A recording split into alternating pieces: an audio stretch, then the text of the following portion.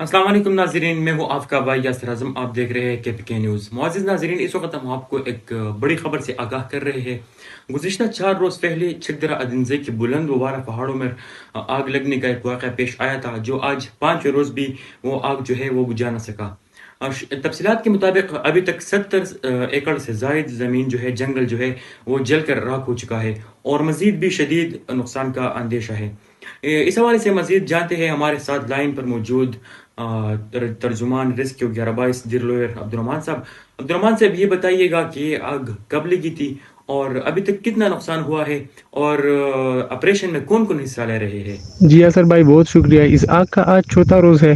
پہلے دن سے ہی ریسکیو درلور کو اطلاع ملتی ہی فائر فائٹر نے جائے وقوع کا رخ کر لیا تھا اور مسلسل آگ بجھانے کے عمل میں مصروف ہے.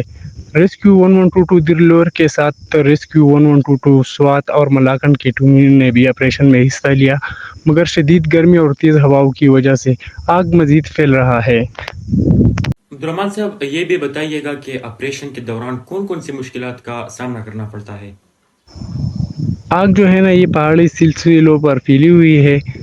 آگ بے قابو ہونے کی وجہ سے ہیلی کاپٹر کی خدمات بھی لینے پڑے، جو اس وقت آپریشن میں مصروف ہے.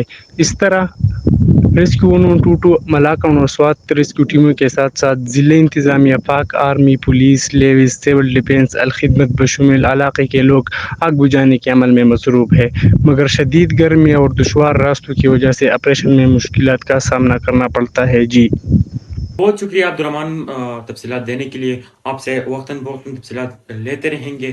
معزز ناظرین، ریسکیو ترجمان عبدالرحمان کی باتیں آپ نے سنی.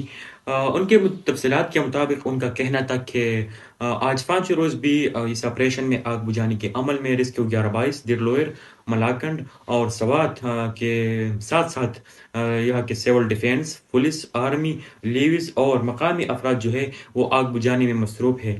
ابھی تک جو اطلاعات ہے یہ ہم نے آپ کے ساتھ شیئر کی. معزز ناظرین، ابھی تک اپنے بھائی یاسر اعظم کے لیے کو دے اجازت.